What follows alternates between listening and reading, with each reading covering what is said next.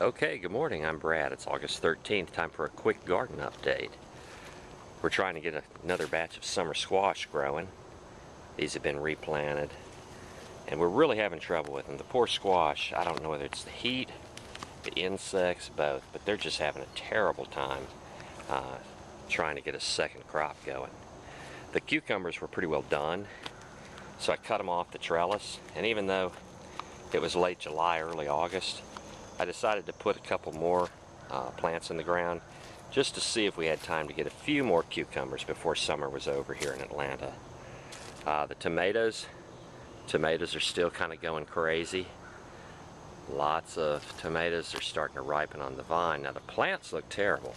I've got yellowing and black spots. I don't know whether this is blight or disease or sunburn or whether this is just what tomatoes do. But they're looking kind of sad, but then up here on the top the new growth looks great, and it's setting a lot of tomatoes. The Abe Lincoln tomatoes, they sort of get tennis ball size. I'm finding out I'm having to kind of pick them green, let them ripen on the windowsill, otherwise they tend to crack. But the other thing I'm finding out is that both my family and all of the neighbors love fried green tomatoes. So for your fried green tomatoes, these are a pretty nice choice. The cherry tomatoes, holy cow. The cherry tomatoes are like 8 or 9 feet tall. They've kind of laid back down and are bringing tomatoes, and yeah, they're growing in 5-gallon buckets. So that sort of gives you an idea what the cherry tomatoes look like. The green peppers, still doing well. They kind of languish there in the early summer, but now that it's late summer, they're starting to really set peppers. And this crazy okra, this okra is absolutely gone crazy. That plant is probably 5.5 feet tall. I come out here almost every morning or every afternoon and cut okra spears. The okra spears are just everywhere, and I know people say you should get them when they're 3 or 4 inches long, but I just can't keep up with them. I've got these ginormous okra spears, and I'll take them inside, and if they feel good when I slice them, I'll go ahead and slice them and eat them, and if not, I take these ginormous ones and feed them to the earthworms. They seem to like them. The basil, holy cow. This basil's not an herb, it's a shrubbery. The basil's just gone crazy. I'm going to try to take some cuttings and start multiple smaller pots. I know I need to trim it back and that type of thing. It's gone to seed. The little lasagna beds, did a little replant on them with beans. I did get a couple of early crops of green beans. Nothing really spectacular. I'm leaving the plants there because I understand beans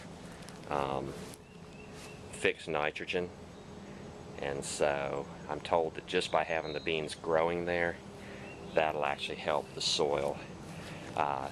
Took out the quote-unquote potato bed and just sort of turned the dirt. This was where I had dumped my compost piles, and so trying to get a little compost going right here. The aquaponics unit, still doing good. I found out that air temperature does trump water temperature. The lettuce that I had planted pretty well all bolted.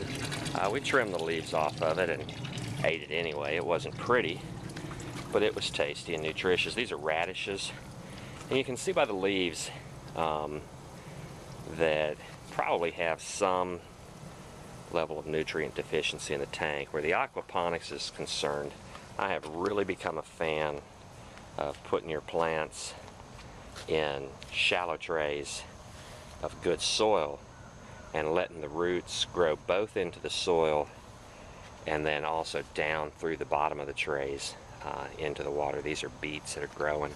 This is a little pepper plant that one of my tenants gave me, and it's really doing well in this little tiny pot on the aquaponics unit, and it's starting to set peppers. The fish, well, the fish. There's only 3 of the big fish left. We had a little accident. I had gotten some buckets from a pool supply and filled them with water, set them in the sun to leach the chlorine out, and thought I had all the chlorine leached. Well, evidently I was wrong.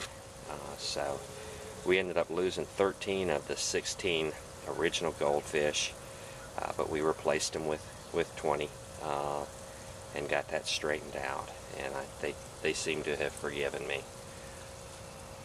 The bush lima beans, they set lima beans, and I just let them hang on the plant until the pods were dry and starting to open, and so I harvested those bush lima beans, and I was in the process of just hacking these plants back, and was going to reuse the buckets for something else, and I saw some green and some blooms, so I left them, and they seem to have come back and are setting flowers, and have some pods in there, so we'll probably end up with a second small crop of bush limas.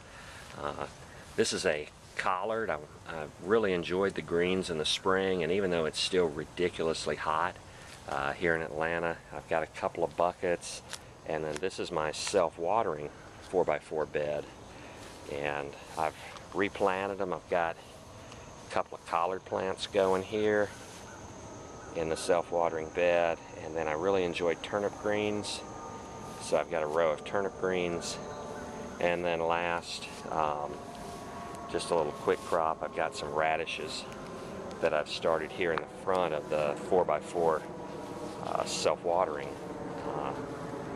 lasagna bed. This was where a compost pile was. This big mess right here is all volunteer, and I understand it's called a tomatillo. And they're kind of neat. I've not watered, I've not fertilized, I've not done anything to encourage this plant. In fact, every time I mow, I kind of mow part of it. But it sets these little fruit in the, it's almost like a little parchment envelope that comes out, and then as the fruit matures, that thing opens up. I don't know if you can see that one down there beginning to open up, but I've never had them, so I'll be real interested to see what they taste like. So that's what's growing on in my garden here in August.